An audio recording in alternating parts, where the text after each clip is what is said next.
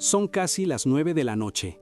En una celda de máxima seguridad, uno de los hombres más vigilados del planeta desaparece. Joaquín El Chapo Guzmán, líder del cártel de Sinaloa, se esfuma del penal del Altiplano sin dejar rastro. No hubo disparos, no hubo alarmas, solo un túnel perfectamente construido, una moto sobre rieles y el escape más humillante en la historia de las cárceles modernas. Esta es la historia de El Túnel Imposible, la fuga del Chapo Guzmán. Joaquín Archibaldo Guzmán Loera nació en un pequeño rancho del municipio de Badiraguato, en Sinaloa, México. Una zona montañosa, árida y olvidada, donde las oportunidades eran pocas, pero la siembra de amapola y marihuana era parte del paisaje. En ese entorno el joven Joaquín creció con una sola certeza, que la pobreza era una condena y que solo los más astutos lograban escapar de ella. Desde niño ayudaba a su padre en el cultivo de amapola, una planta que se convertiría, años después, en la base de su imperio. Dejó la escuela en tercer grado y comenzó a abrirse camino a golpes, aprendiendo rápido que la lealtad y el miedo eran monedas igual de valiosas que el dinero.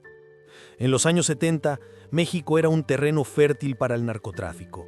Los cárteles comenzaban a consolidarse y el negocio de la droga se expandía con el apoyo, o al menos la complicidad, de algunos sectores del poder.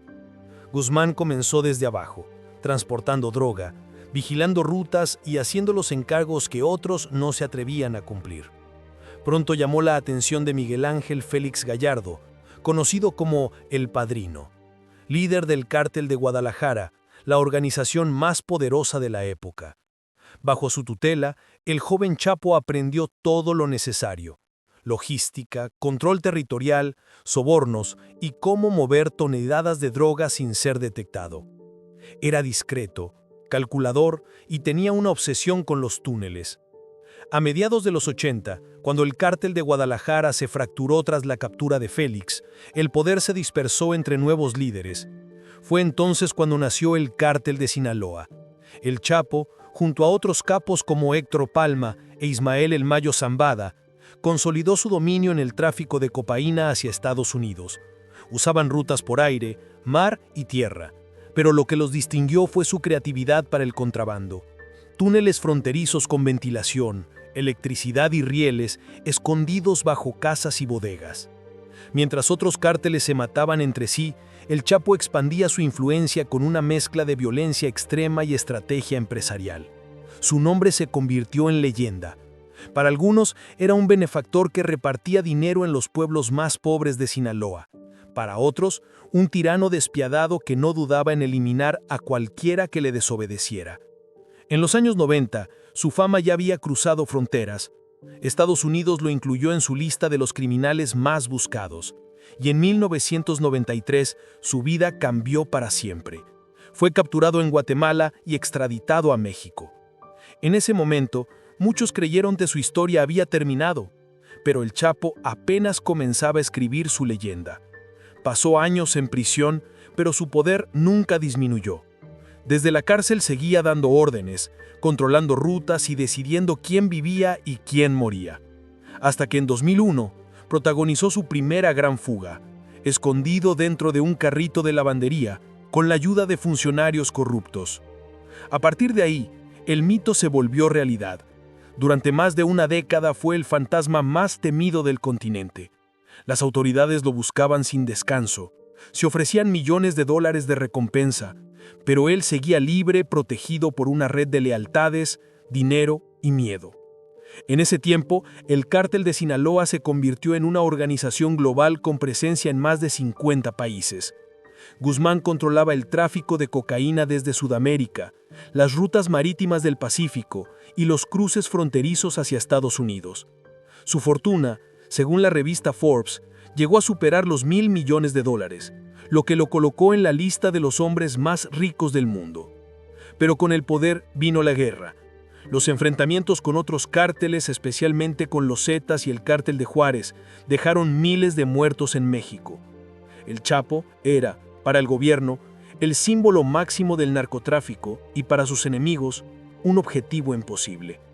En 2014, tras más de una década de persecuciones, inteligencia militar y traiciones internas, finalmente fue capturado en Mazatlán. Su captura fue presentada como una victoria histórica. El fin del cártel de Sinaloa, decían los titulares. El hombre más buscado del mundo por fin está tras las rejas. El gobierno mexicano aseguraba que ahora sí, esta vez, el Chapo no volvería a escaparse. Pero Joaquín Guzmán Loera tenía otros planes. Mientras el mundo celebraba su caída, él ya estaba pensando en lo que mejor sabía hacer, fugarse, y su siguiente escape no sería improvisado ni impulsivo. Sería la fuga más audaz de la historia moderna. Febrero de 2014. Después de 13 años prófugo, el hombre más buscado del planeta finalmente estaba acorralado. Joaquín El Chapo Guzmán, líder del cártel de Sinaloa, había cometido un error que cambiaría su destino. Durante meses, la Marina Mexicana, con apoyo de agencias de inteligencia de Estados Unidos, había rastreado cada movimiento, cada llamada, cada casa de seguridad en Sinaloa. El Chapo era un fantasma, pero incluso los fantasmas dejan huellas. A través de escuchas y vigilancia aérea, los agentes detectaron un patrón. Visitas frecuentes a una casa en el puerto de Mazatlán, un balneario turístico en la costa del Pacífico. Allí, oculto en un modesto departamento junto a su esposa Emma Coronel y sus hijas gemelas, Guzmán vivía discretamente, sin escoltas visibles, confiado en que el poder de su red de protección lo mantendría a salvo. Pero esa madrugada, el 22 de febrero de 2014, todo cambió. A las 6 de la mañana, comandos de la Marina irrumpieron en el edificio Miramar. Fue una operación quirúrgica, sin disparos, sin resistencia. El hombre que había evadido al Estado durante más de una década fue hallado dormido, en sandalias, sin tiempo para huir. En cuestión de minutos, el Chapo Guzmán fue arrestado, esposado y trasladado bajo un dispositivo de seguridad digno de una película. México estalló en noticias. Las cadenas internacionales interrumpieron su programación para transmitir las imágenes del capo más poderoso del mundo, nuevamente tras las rejas. Los titulares eran triunfales. Capturado el Chapo Guzmán. Fin del imperio del cártel de Sinaloa. Por segunda vez en su vida, Joaquín Guzmán Loera regresaba a prisión. Pero esta vez el gobierno aseguraba que sería diferente. No lo enviarían a cualquier cárcel. Lo trasladaron directamente al Centro Federal de Readaptación Social número 1, mejor conocido como el Altiplano. Situado en Almoloya de Juárez, en el Estado de México, el Altiplano era, y sigue siendo, la prisión más segura del país. Rodeada de muros de concreto reforzado, cercas electrificadas y torres de vigilancia, estaba diseñada para albergar a los criminales más peligrosos y a los enemigos del Estado. Cada centímetro del penal estaba pensado para evitar lo imposible, una fuga. Las celdas eran pequeñas, grises, de poco más de 2 metros de ancho. Cada recluso pasaba 23 horas al día encerrado, con una sola hora de salida al patio, bajo la mirada constante de las cámaras. Los internos no tenían contacto físico con nadie.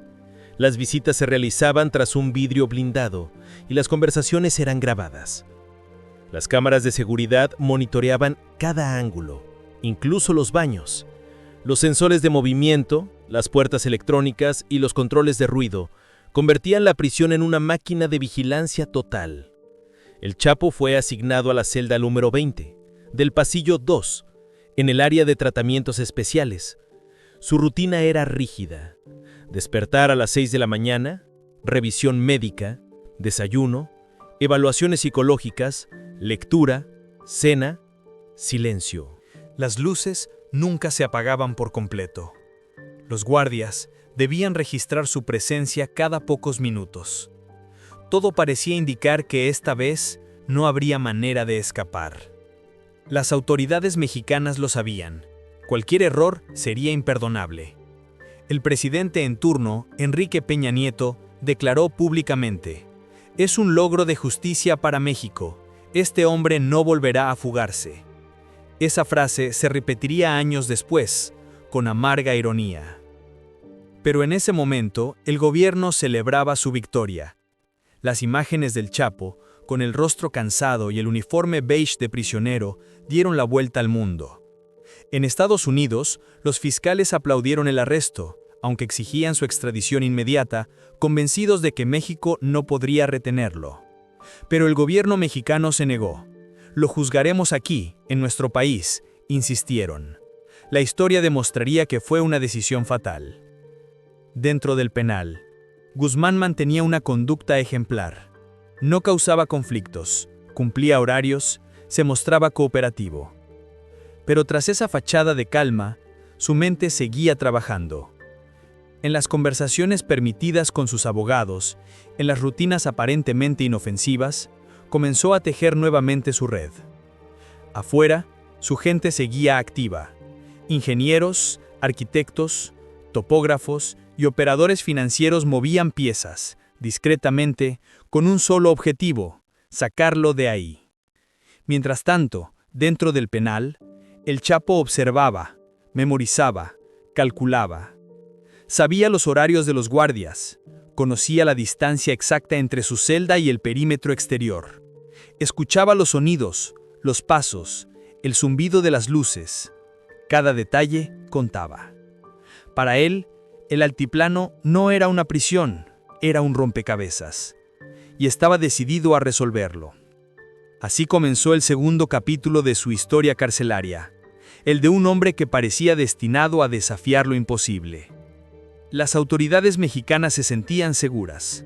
El mundo lo daba por vencido. Pero bajo los cimientos de esa prisión, algo comenzaba a moverse. El suelo del altiplano pronto ocultaría un secreto que cambiaría la historia. Y mientras todos creían que el Chapo dormía tranquilo en su celda, afuera, su ejército cavaba pacientemente el camino hacia la libertad.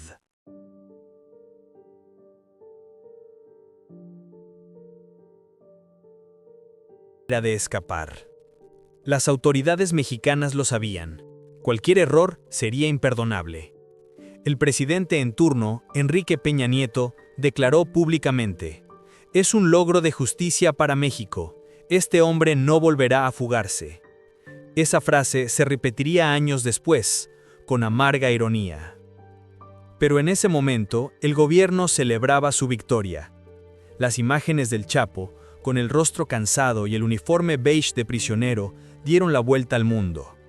En Estados Unidos, los fiscales aplaudieron el arresto, aunque exigían su extradición inmediata, convencidos de que México no podría retenerlo. Pero el gobierno mexicano se negó. Lo juzgaremos aquí, en nuestro país, insistieron. La historia demostraría que fue una decisión fatal.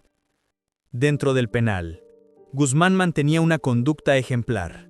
No causaba conflictos, cumplía horarios, se mostraba cooperativo.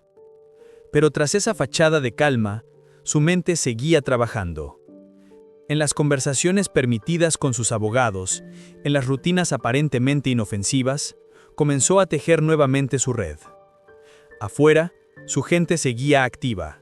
Ingenieros, arquitectos, topógrafos y operadores financieros movían piezas, discretamente, con un solo objetivo: sacarlo de ahí. Mientras tanto, dentro del penal, el Chapo observaba, memorizaba, calculaba. Sabía los horarios de los guardias, conocía la distancia exacta entre su celda y el perímetro exterior. Escuchaba los sonidos, los pasos, el zumbido de las luces. Cada detalle contaba. Para él, el altiplano no era una prisión, era un rompecabezas. Y estaba decidido a resolverlo. Así comenzó el segundo capítulo de su historia carcelaria, el de un hombre que parecía destinado a desafiar lo imposible. Las autoridades mexicanas se sentían seguras. El mundo lo daba por vencido. Pero bajo los cimientos de esa prisión, algo comenzaba a moverse. El suelo del altiplano pronto ocultaría un secreto que cambiaría la historia. Y mientras todos creían que el Chapo dormía tranquilo en su celda, afuera, su ejército cavaba pacientemente el camino hacia la libertad. A 90 kilómetros de la Ciudad de México, En medio de los campos fríos y solitarios del Estado de México, se levanta una estructura gris, silenciosa y rodeada de muros de concreto. El Centro Federal de Relatación Social número 1, el Altiplano. A simple vista, parece una base militar o una planta industrial. Pero detrás de esos muros se encuentra el lugar donde el Estado mexicano encierra a quienes considera imposibles de controlar. Terroristas, narcotraficantes, asesinos y exfuncionarios corruptos. Todos han pasado por ahí, y entre ellos, el más célebre de todos, Joaquín El Chapo Guzmán Loera. El altiplano fue inaugurado en 1991 bajo otro nombre, La Palma. Su propósito era claro: crear una prisión impenetrable, donde ningún reo pudiera escapar y ninguna influencia externa pudiera entrar. Desde el aire, el penal tiene forma de hexágono, dividido en módulos idénticos, conectados por túneles de concreto reforzado. Cada módulo alberga áreas de celdas, patios, talleres, comedores y pasillos de vigilancia. Los muros miden más de 10 metros de altura, con cercas electrificadas y torres de francotiradores en cada esquina. Debajo del penal, sensores sísmicos detectan cualquier vibración inusual. Cámaras térmicas, detectores de movimiento y sistemas de radiofrecuencia controlan hasta el más mínimo detalle. Los guardias no llevan nombres visibles en sus uniformes, solo números. La intención es evitar que los internos puedan identificarlos o corromperlos. Dentro, el ambiente es aséptico, metálico, silencioso. Las celdas están diseñadas para aislar completamente a los reos. Son espacios de 2.5 metros por 4, con una cama de cemento, una mesa fija, una repisa, un inodoro de acero inoxidable y una pequeña ducha. No hay ventanas al exterior, solo una ranura por donde entra una tenue luz artificial. Las puertas se abren y cierran mediante un sistema electrónico centralizado, controlado desde un cuarto blindado. Ningún guardia puede abrir una celda por sí solo. Se requiere autorización simultánea de varios puntos. Las cámaras de seguridad cubren todos los ángulos, excepto un pequeño espacio sobre la ducha. Un detalle técnico que en ese momento parecía irrelevante, pero que más tarde sería decisivo. Los prisioneros de alto perfil, como el Chapo, están bajo vigilancia constante. No tienen contacto con otros internos. Sus movimientos son grabados las 24 horas del día, y sus visitas, cuando se permiten, se realizan tras un vidrio antibalas, con micrófonos que registran cada palabra. Las comidas se entregan a través de una pequeña compuerta metálica. No hay utensilios, solo cubiertos de plástico blando. En teoría, no hay manera de esconder armas, herramientas, ni mucho menos cavar un túnel. La rutina en el altiplano es tan estricta que rompe la voluntad. Los presos despiertan a las 6 de la mañana con una alarma metálica. Luego revisiones médicas, chequeos de seguridad, desayuno, aislamiento, ejercicio en solitario, cena, silencio. Las luces se mantienen encendidas todo el tiempo. El reloj parece detenerse. No hay noche ni día. Solo la eternidad de los muros grises y el sonido constante del sistema de ventilación. El objetivo del penal no solo era evitar fugas, era quebrar el espíritu. Los presos permanecen bajo observación médica y psicológica permanente. Las conversaciones con abogados se graban. Las cartas se revisan. Las visitas se programan con semanas de antelación. Todo está pensado para que nada, ni un papel, ni un mensaje, ni una orden, salga del penal sin control. Cuando el Chapo llegó ahí, en 2014, fue tratado como el enemigo número 1 del Estado. Desde su primera noche, se activaron protocolos especiales. Doble guardia en los pasillos, revisión cada 20 minutos mediante cámaras, restricción total de llamadas telefónicas, monitoreo constante de sus abogados y visitantes. Era supuestamente imposible que alguien pudiera comunicarse con él sin que el sistema lo detectara. Y durante meses, todo pareció funcionar. El Chapo comía, dormía y caminaba según el horario impuesto. No causaba problemas, no hablaba más de lo necesario. pero en silencio observaba. Sabía que en un sistema tan rígido, el error humano sería su única oportunidad. Aprendió los horarios exactos de los guardias. Escuchaba cuándo pasaban los carritos metálicos del servicio de alimentos. Sabía cuánto tardaban las cámaras en rotar su ángulo. Cada sonido, cada rutina, cada pausa se grababa en su mente.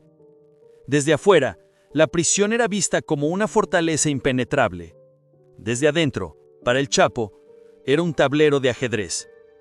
Y mientras el gobierno presumía su máxima obra de seguridad, el hombre más peligroso de México ya comenzaba a planear cómo convertir la fortaleza perfecta en su próxima salida.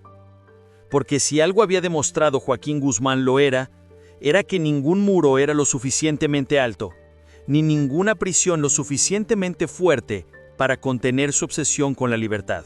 La historia de una fuga no empieza el día que alguien escapa. Empieza mucho antes, con una idea, un cálculo y una certeza, que todo sistema tiene un punto débil. En el caso de Joaquín, el Chapo Guzmán, ese punto débil no estaba en los muros del altiplano, sino en las personas que los vigilaban. Desde el momento en que volvió a prisión en 2014, Guzmán Loera sabía que escapar no sería cuestión de fuerza, sino de paciencia. Había pasado más de una década huyendo, viviendo en túneles, ranchos y cuevas, protegido por redes de leales que respondían a su voz sin dudar. Afuera, su imperio seguía vivo. Mientras el gobierno lo presentaba como un hombre derrotado, en realidad su organización seguía funcionando con precisión militar. Los contactos, el dinero y la maquinaria del cártel de Sinaloa nunca se detuvieron, y esa red sería la clave de su siguiente gran jugada. En los primeros meses de reclusión, el Chapo comenzó a estudiar su entorno. No era un hombre impulsivo, era metódico, calculador, obsesivo. Sabía que cualquier intento de fuga requería información exacta sobre la estructura del penal, sus sistemas de seguridad y, sobre todo, su ubicación dentro del complejo. Los rumores dicen que uno de los primeros pasos fue conseguir los planos del altiplano. Nadie sabe con certeza cómo lo logró. Algunos sostienen que se filtraron desde el interior del gobierno. Otros que ingenieros del propio cártel los obtuvieron sobornando a contratistas y funcionarios. Lo cierto es que en cuestión de semanas, afuera de la prisión, un grupo reducido de hombres comenzó a trabajar en silencio. Ingenieros, topógrafos y obreros, todos contratados bajo identidades falsas, se reunían en un terreno aparentemente común, una pequeña propiedad rural a poco más de 1 kilómetro del penal. Nadie sospechaba nada. El terreno pertenecía a una empresa fachada, registrada legalmente como un negocio de construcción y mantenimiento. Los vecinos veían pasar camiones con material, cemento, herramientas, nada fuera de lo normal en una zona donde la construcción era frecuente. Pero bajo ese suelo, estaban haciendo una obra de ingeniería clandestina como pocas en la historia. El plan era tan audaz que parecía imposible. Cavar un túnel de más de 1,5 kilómetros de largo desde esa propiedad hasta justo debajo de la celda del Chapo Guzmán. Para lograrlo necesitaban precisión milimétrica. Un error de unos pocos metros podría dejar el túnel fuera de lugar y destruir meses de trabajo. Con ayuda de planos filtrados y dispositivos de geolocalización, comenzaron a calcular la trayectoria. La entrada del túnel se escondía dentro de una pequeña construcción con paredes falsas. Desde allí, los obreros descendían varios metros por un pozo vertical y empezaban a avanzar horizontalmente, metro a metro. El túnel no era un agujero improvisado. Tenía tubos de ventilación, iluminación eléctrica y un sistema de rieles metálicos sobre los que se desplazaba una motocicleta adaptada.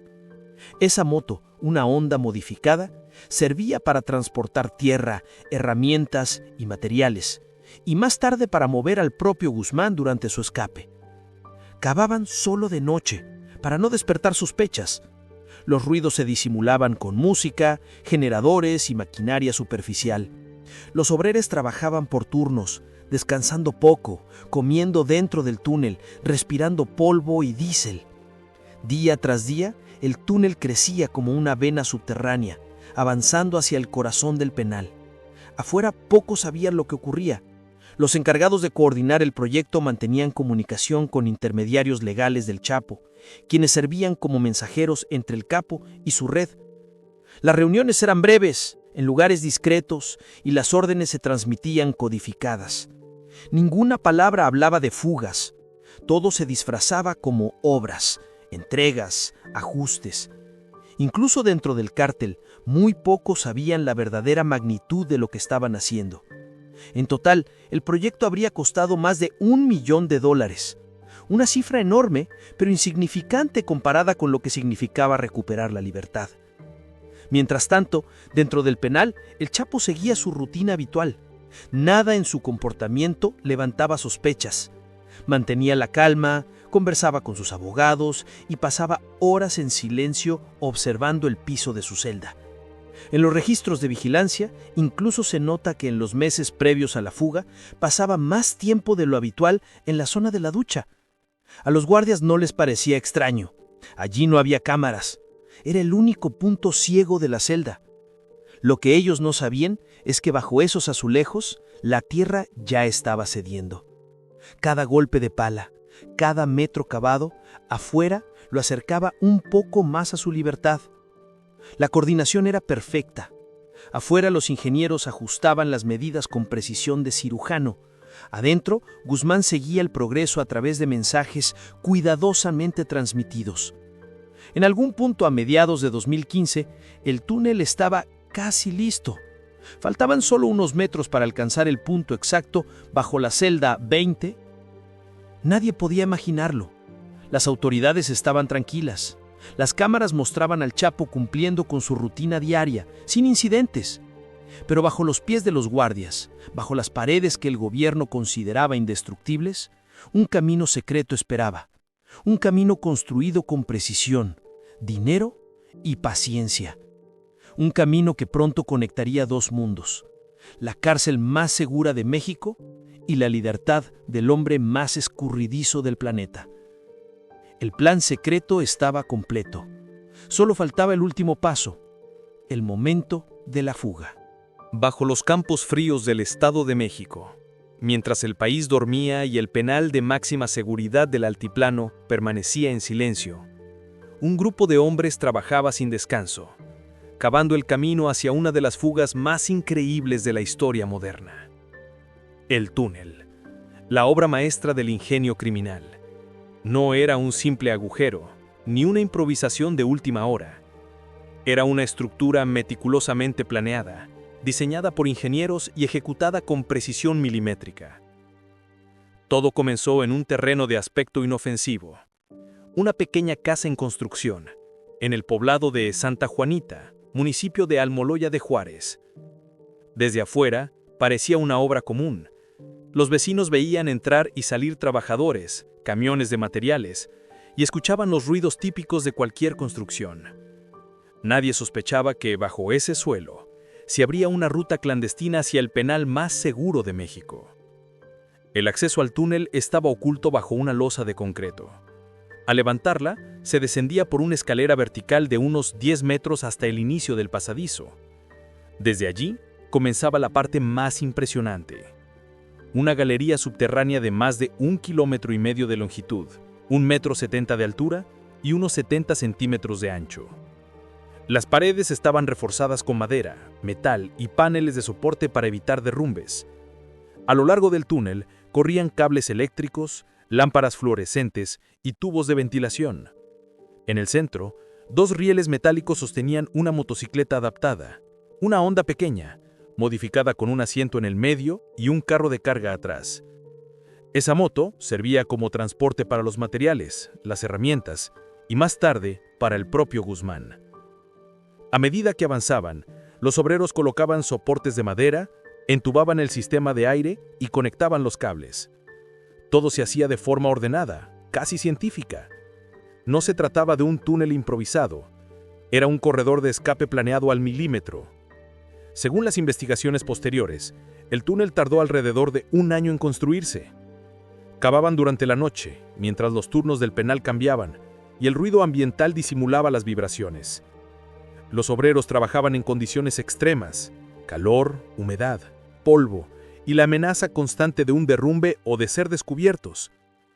A menudo se mantenían dentro del túnel por turnos de hasta 12 horas, con mascarillas, cascos y lámparas frontales. No podían usar maquinaria pesada porque el ruido habría delatado el proyecto, así que cavaban con herramientas manuales, taladros eléctricos y pequeñas excavadoras portátiles. La tierra extraída se almacenaba en la superficie, disimulada en montículos detrás de la casa o usada para rellenar otras construcciones del terreno. Nada se desperdiciaba, nada se dejaba al azar. La precisión del trabajo fue tan extraordinaria que al llegar al punto final, el túnel emergió exactamente debajo de la ducha de la celda número 20 del área de alta seguridad del penal. Ni 1 metro más allá, ni 1 metro antes. ¿Cómo lograron esa exactitud?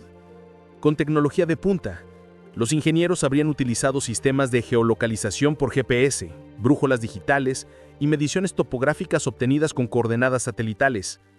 En teoría, el penal estaba protegido por interferencias que bloqueaban señales externas, pero los cálculos se hicieron desde el exterior, antes de iniciar la excavación, y fueron afinados con sensores de distancia y mapas tridimensionales del terreno. Además, los constructores conocían la profundidad exacta a la que se encontraba el piso de las celdas, unos 10 metros bajo la superficie. Esa información solo podía venir de planos internos del penal, filtrados desde dentro o comprados a alguien con acceso. Los obreros seguían las instrucciones sin hacer preguntas. No sabían exactamente para quién trabajaban, ni qué estaban construyendo. Algunos pensaban que era un túnel para drenaje o una obra minera. Solo los coordinadores sabían la verdad. Los pagos se hacían en efectivo, a través de intermediarios, y nadie, absolutamente nadie, conocía el proyecto completo. Cada trabajador sabía solo lo necesario para cumplir su parte. Esa compartimentación, típica de una operación militar o de inteligencia, garantizaba el secreto. Durante meses, el túnel se extendió sin levantar sospechas. Las autoridades jamás detectaron vibraciones, ni movimientos extraños. Los sensores sísmicos del penal no se activaron, quizá porque fueron calibrados incorrectamente o porque el túnel avanzaba a una profundidad que escapaba a su rango.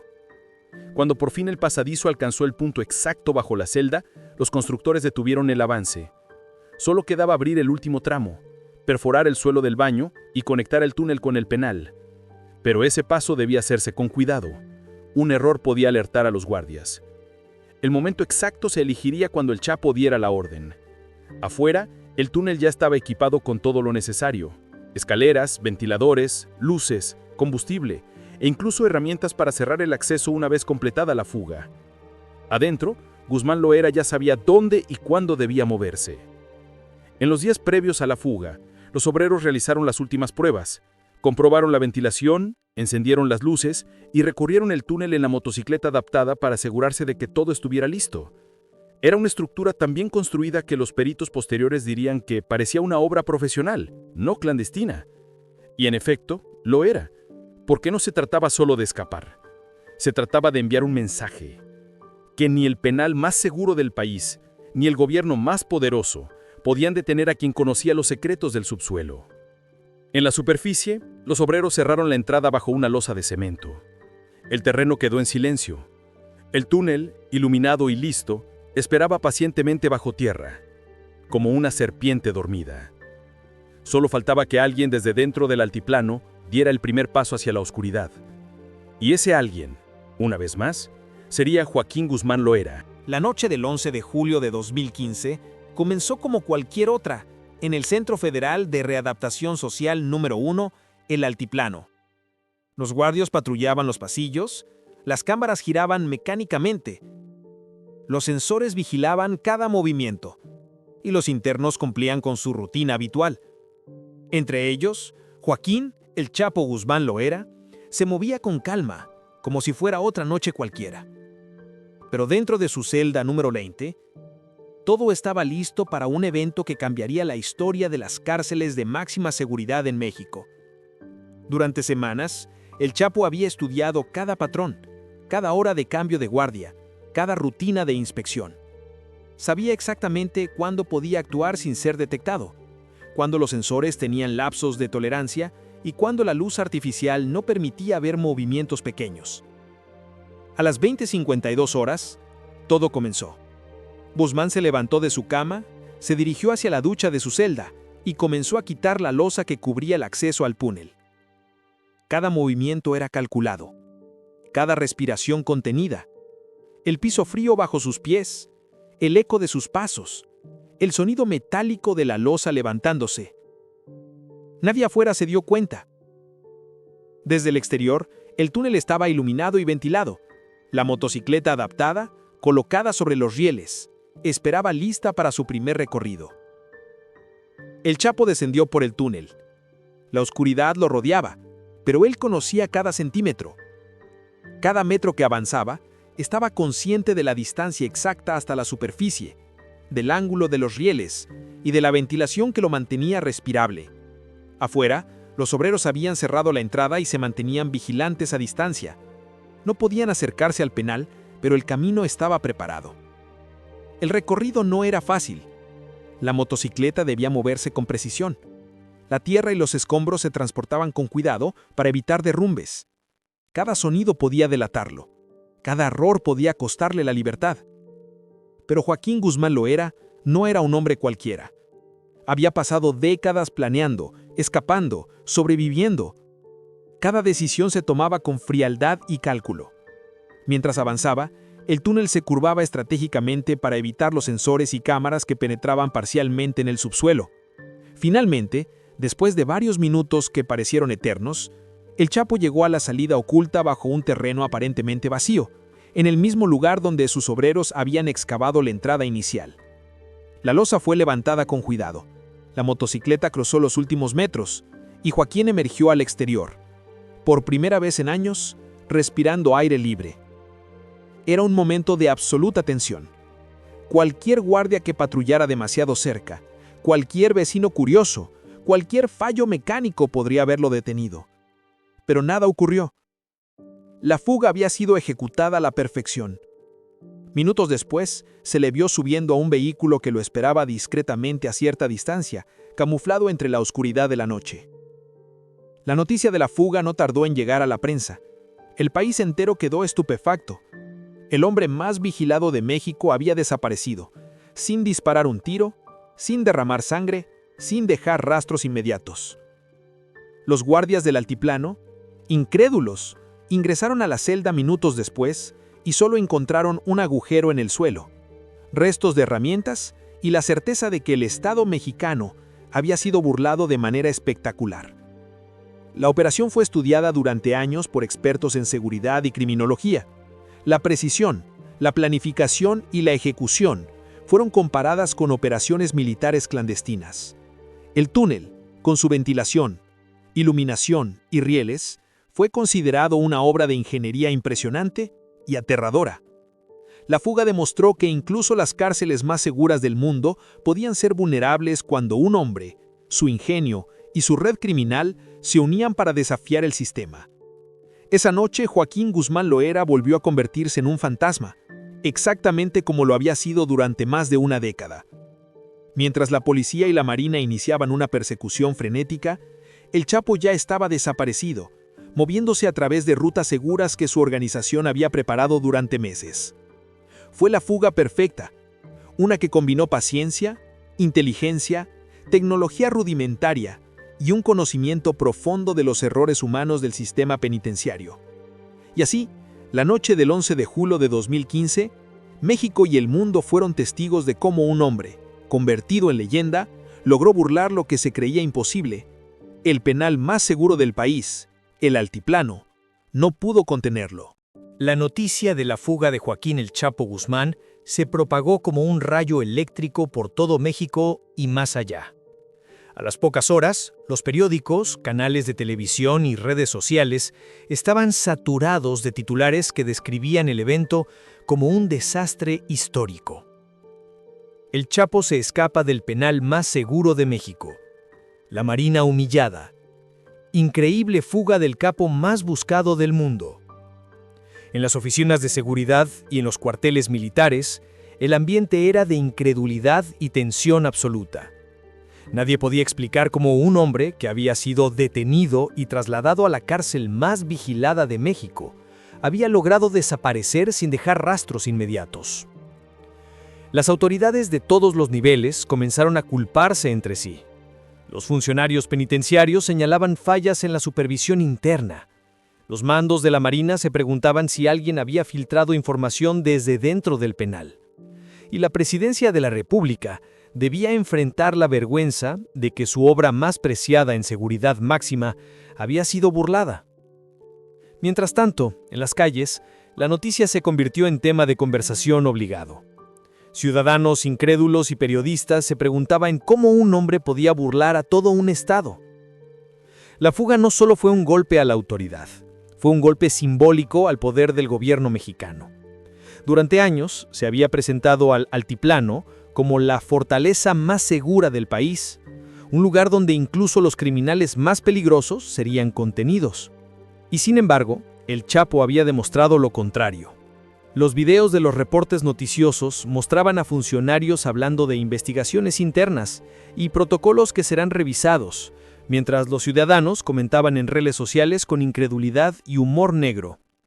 Memes, caricaturas, comparaciones con películas de Hollywood, la huella mediática de la fuga se convirtió en viral en cuestión de horas. La prensa internacional no tardó en reaccionar. Medios en Estados Unidos, Europa y América Latina difundieron la noticia como un hecho extraordinario, describiendo la fuga como una operación digna de película y cuestionando la capacidad de México para contener al narcotráfico. El gobierno se vio obligado a reaccionar de inmediato. Se emitieron comunicados oficiales, se convocaron conferencias de prensa y la Marina inició un operativo masivo para rastrear al Chapo y a su red de apoyo. Sin embargo, mientras se hablaba de planes de captura y recompensas millonarias, la población ya estaba consciente de un hecho humillante. El Estado, que había gastado millones en seguridad, había sido burlado de manera espectacular. Los expertos en seguridad y criminología analizaron la fuga. Algunos señalaron fallas graves: corrupción interna, complicidad de personal, subestimación de la capacidad de planificación del Chapo. Otros destacaron la audacia y precisión del túnel, como una obra de ingeniería casi profesional. En pocas horas, los memes se multiplicaban. Imágenes del Chapo desapareciendo entre los muros, comparaciones con fantasmas y hasta caricaturas que mostraban a autoridades atrapadas en la vergüenza. La fuga también tuvo repercusiones políticas. Diputados y senadores exigieron explicaciones, los partidos de oposición criticaban duramente al gobierno. Las encuestas reflejaban un golpe a la confianza ciudadana en las instituciones de seguridad. Para la Marina, la Policía Federal y los funcionarios penitenciarios, la humillación era profunda. La imagen de un operativo de máxima seguridad, siendo burlado por un solo hombre, se volvía un recordatorio constante de la vulnerabilidad del sistema. Incluso dentro del cártel, la fuga consolidó la leyenda del Chapo. Su nombre circulaba como un fantasma omnipresente, un hombre que podía escapar de cualquier prisión burlando al gobierno más poderoso del país. Para la sociedad mexicana, la fuga se convirtió en un símbolo de contradicciones: admiración, frustración, incredulidad y miedo. Algunos veían al Chapo como un antihéroe que burlaba al sistema, otros como un recordatorio de la violencia y el poder del narcotráfico. Durante días, la atención mediática no disminuyó. Reportajes, análisis, entrevistas con expertos y familiares, recreaciones del túnel, todo formaba parte del relato de la humillación. La conclusión era clara: México había sido testigo de un golpe a su autoridad, un fracaso que no podía ignorarse.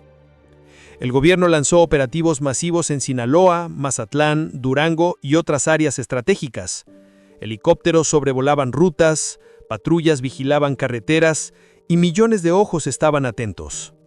Pero, mientras la maquinaria estatal trabajaba frenéticamente, el Chapo ya había desaparecido, moviéndose por rutas seguras preparadas por su organización. Esa noche, el hombre más buscado del mundo volvió a ser un fantasma. Y para las autoridades mexicanas, para la Marina y para todo un país, quedó la certeza de que la fuga no solo era un evento criminal, era una humillación histórica, Un recordatorio de que incluso la prisión más segura podía ser vulnerada con paciencia, ingenio y un plan perfecto. Después de su espectacular fuga del altiplano en julio de 2015, Joaquín El Chapo Guzmán se convirtió nuevamente en el hombre más buscado del mundo. México y Estados Unidos desplegaron una intensa cacería. Helicópteros surcaban los cielos, agentes de élite rastreaban cada movimiento, informantes infiltrados proporcionaban pistas, y las calles de Sinaloa y otras regiones se llenaron de operativos sorpresa. Pero el Chapo no era un fugitivo común. Su vida durante años de clandestinidad lo había convertido en un maestro del camuflaje y de la movilidad. Sabía cuándo moverse, dónde esconderse y cómo anticipar la vigilancia de las fuerzas del Estado. Durante semanas, la prensa internacional informaba sobre rumores, pistas falsas y posibles avistamientos. Cada fotografía, cada reporte de inteligencia era analizado con lupa por las agencias de seguridad. A pesar de la presión, la red del cártel de Sinaloa aseguraba su movilidad. Proporcionaban casas seguras, rutas secretas, vehículos con sistemas de comunicación y protección y hasta refugios temporales en zonas rurales y montañosas de difícil acceso. Pero incluso los fantasmas dejan huellas. En enero de 2016, tras meses de vigilancia y recopilación de inteligencia, las fuerzas mexicanas y estadounidenses lograron identificar patrones en sus movimientos. El trabajo era meticuloso. Análisis de llamadas, seguimientos encubiertos y colaboración internacional con agencias como la DEA y el FBI. Finalmente, la mañana del 8 de enero de 2016, la operación culminó en la ciudad de Los Mochis, Sinaloa. Un operativo coordinado por la Marina y la Policía Federal rodeó una casa en el centro de la ciudad. Helicópteros sobrevolaban la zona, mientras equipos de comando se desplazaban silenciosamente, asegurando las calles aledañas y bloqueando posibles rutas de escape. El Chapo, sorprendido, intentó huir por un patio trasero, pero la red de seguridad era impenetrable. Se desató un breve tiroteo. El hombre que había burlado a todo un país durante meses finalmente se encontraba acorralado. Minutos después, Joaquín Guzmán fue arrestado nuevamente. Llevaba consigo documentos, armas y dinero en efectivo. Su rostro mostraba signos de cansancio, pero también la frialdad de un hombre que había sobrevivido en las sombras durante décadas. La noticia se difundió inmediatamente. El Chapo había sido recapturado. México celebró, pero la comunidad internacional comprendió que esta captura era mucho más que un arresto. Era un mensaje sobre la cooperación y eficacia de la inteligencia y las fuerzas de seguridad. Tras su detención, Guzmán fue trasladado a la Ciudad de México, bajo un dispositivo de seguridad sin precedentes. Cada movimiento fue monitoreado, cada paso planeado. Su recaptura también significó el inicio de un proceso legal internacional. Estados Unidos solicitó su extradición inmediata, argumentando que los crímenes del cártel habían afectado su territorio y que su juicio debía realizarse bajo la justicia estadounidense. La extradición fue aprobada, y en enero de 2017 el Chapo cruzó la frontera hacia Estados Unidos, escoltado por agentes federales y bajo estrictas medidas de seguridad. La historia del hombre que había escapado del altiplano, burlado a la Marina y recorrido kilómetros bajo tierra, ahora se trasladaba al sistema judicial estadounidense, donde enfrentaría cargos que incluían tráfico de drogas, lavado de dinero y múltiples delitos violentos. La recaptura fue, en muchos sentidos, la culminación de años de planeación, vigilancia y paciencia de las autoridades. Pero también marcó el fin de un ciclo. La leyenda del Chapo como fugitivo había llegado a su punto más alto. Sin embargo, la historia del capo continuaría en los tribunales, en investigaciones internacionales y en la memoria colectiva, consolidando su lugar como uno de los criminales más notorios y escurridizos de la historia moderna. La recaptura no solo restauró la autoridad del Estado mexicano temporalmente, sino que también demostró que, aunque incluso los más astutos puedan desafiar al sistema durante un tiempo, la coordinación, inteligencia y perseverancia de las fuerzas de seguridad pueden lograr resultados decisivos. Así, Joaquín Guzmán Loera, el Chapo, que había escapado 2 veces de prisiones de máxima seguridad, se encontró finalmente bajo custodia firme enfrentando no solo a México, sino la justicia internacional. La cacería había terminado, al menos por ahora. Pero la leyenda del hombre que se convirtió en mito por su ingenio y audacia perduraría mucho después de su reclusión final. Joaquín El Chapo Guzmán Loera finalmente enfrentaba la realidad que había evitado durante décadas. La justicia en su máxima expresión.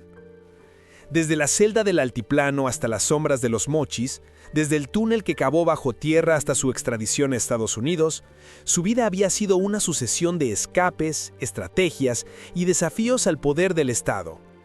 Pero ahora, en un tribunal de Nueva York, todo cambiaba. El juicio comenzó en noviembre de 2018, bajo estrictas medidas de seguridad que recordaban, en cierta manera, los muros que él mismo había burlado. Cámaras, guardias armados, detectores de metales y múltiples capas de seguridad rodeaban cada sala. Los cargos eran extensos: tráfico de drogas, lavado de dinero, conspiración para cometer asesinatos, uso de armas de fuego y más. Durante meses, fiscales, abogados y testigos presentaron evidencia que documentaba años de actividades delictivas. El Chapo, sentado, con mirada fría, escuchaba cada testimonio, cada fotografía, cada registro de vigilancia, consciente de que ahora la ley lo acorralaba de manera definitiva. La magnitud de sus operaciones quedó en evidencia: laboratorios de drogas, rutas de contrabando, túneles subterráneos, corrupción de funcionarios y asesinatos ordenados desde su despacho.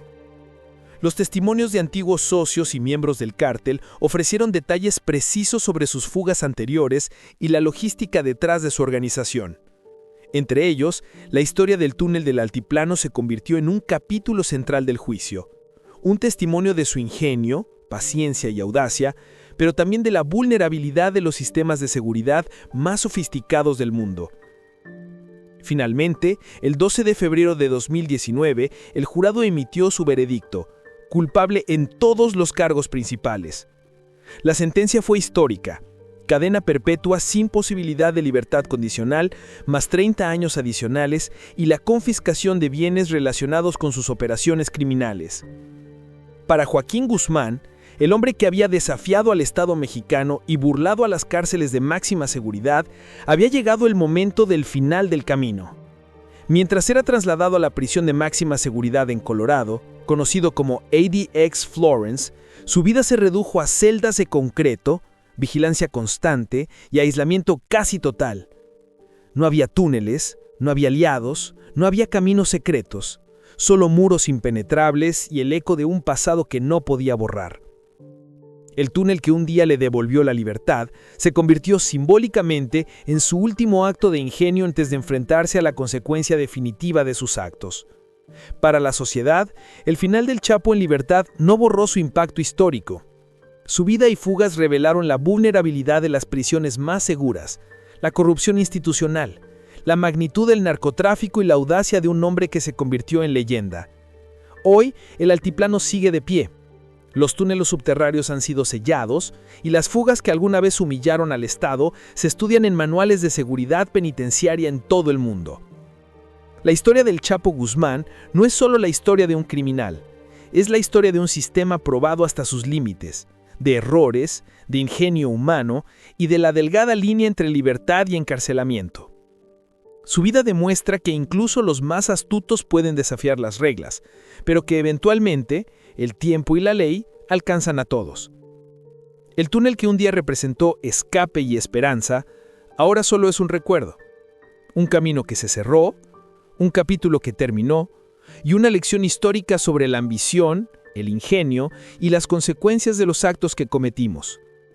Joaquín Guzmán Loera, el hombre que burló a todo un país, ahora enfrenta la eternidad de su confinamiento, mientras su legenda sigue viva en la memoria de quienes presenciaron uno de los episodios más extraordinarios de la historia criminal moderna. El final del túnel ha llegado. Y con él, el cierre de una era marcada por fugas imposibles, audacia criminal y el poder de un hombre que se atrevió a desafiar a todos.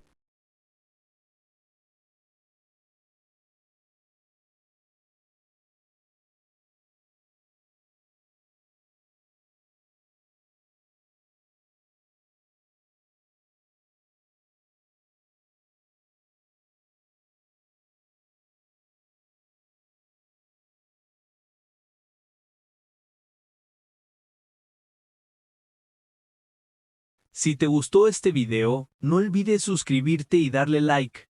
Eso me ayuda mucho a traerles un mejor contenido. Hasta la próxima, mis fugitivos.